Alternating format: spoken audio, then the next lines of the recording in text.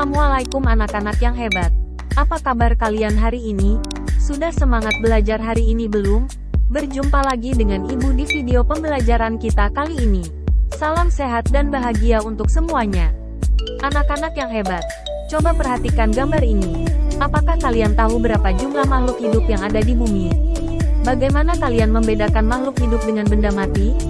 Nah, untuk itu di video kali ini kita akan mempelajari materi bab 5. Klasifikasi makhluk hidup, dengan sub makhluk hidup atau benda mati.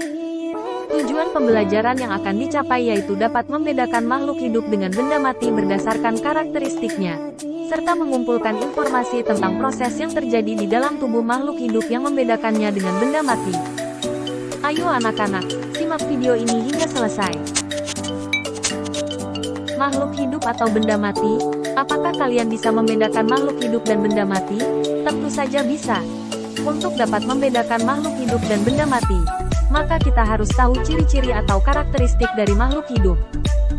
Karakteristik makhluk hidup ada yang dapat dengan mudah diamati oleh kita dan ada yang memerlukan pengamatan secara mendetail. Sesuatu yang memiliki kehidupan disebut organisme.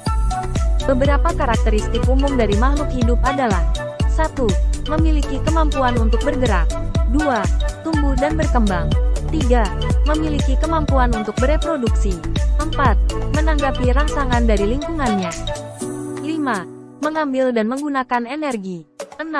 Memiliki kemampuan bernapas. 7. Menghasilkan limbah atau zat sisa. 8. Tubuh tersusun dari satu atau banyak sel. Beberapa benda tak hidup memiliki beberapa karakteristik kehidupan tetapi tidak akan memiliki semuanya. Sesuatu diklasifikasikan sebagai makhluk hidup harus memiliki semua karakteristik kehidupan. Contohnya robot. Walaupun bisa bergerak tapi dia tidak memiliki ciri makhluk hidup yang lain. Begitupun virus. Dikategorikan bukan termasuk makhluk hidup. Karena virus tidak dapat melakukan metabolisme sendiri. Tidak dapat melakukan replikasi tanpa sel inang. Tidak tumbuh. Dan tidak merespons lingkungannya. Baik anak-anak, mari kita bahas karakteristik makhluk hidup satu persatu. 1. Makhluk hidup memiliki kemampuan untuk bergerak.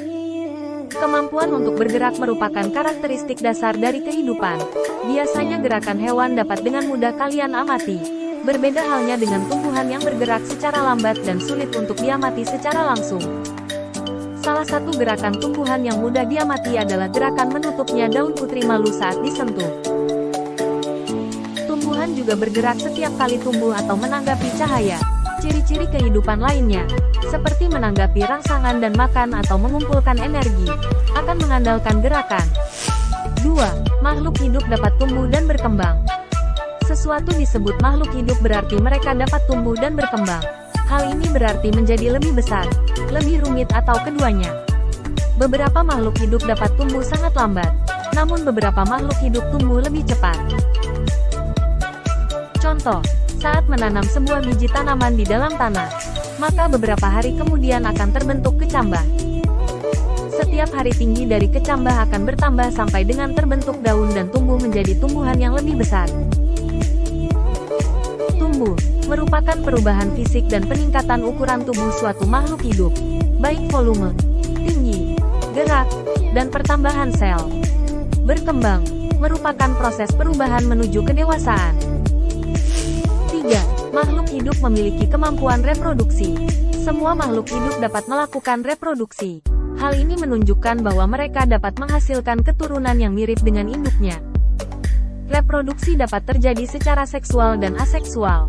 Reproduksi seksual melibatkan pertemuan sel kelamin jantan dan sel kelamin betina. Adapun reproduksi aseksual tidak melibatkan pertemuan sel kelamin jantan dan betina, namun hanya memerlukan satu induk saja. Makhluk hidup yang memiliki kemampuan reproduksi rendah, cenderung sulit ditemukan di alam liar, dan umumnya tergolong ke dalam makhluk hidup terancam punah. 4. Makhluk hidup menanggapi rangsang. Makhluk hidup memberikan tanggapan terhadap perubahan lingkungan. Perubahan lingkungan internal dan eksternal disebut dengan stimulus. Sedangkan reaksi terhadap perubahan lingkungan disebut respons. Respons terhadap stimulus pada tumbuhan lebih sulit diamati dibandingkan hewan. Gerak tumbuhan seperti bunga matahari mengikuti arah datangnya cahaya, merupakan contoh tumbuhan dalam menanggapi rangsang. Stimulus dalam kasus ini adalah cahaya matahari. Dan tanggapannya adalah berubahnya posisi bunga matahari seperti pada gambar. 5. Makhluk hidup mengambil dan menggunakan energi. Makhluk hidup mengambil dan menggunakan energi untuk bergerak, tumbuh, berkembang biak, dan menjalankan fungsi tubuh lainnya. Tumbuhan menggunakan energi matahari untuk menjalankan proses fotosintesis.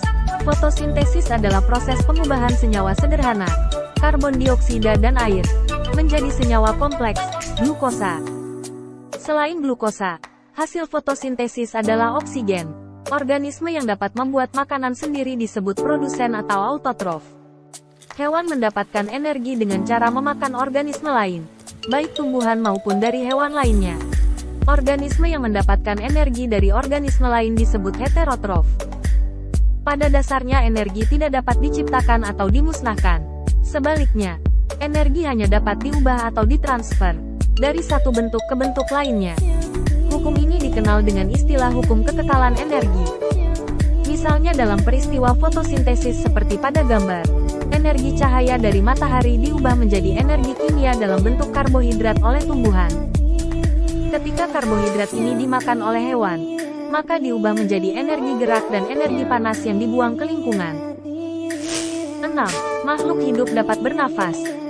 Manusia dan hewan memerlukan oksigen untuk bernapas atau respirasi. Oksigen yang dihirup oleh manusia dan hewan digunakan untuk mengoksidasi atau membakar zat makanan di dalam sel sehingga dihasilkan energi.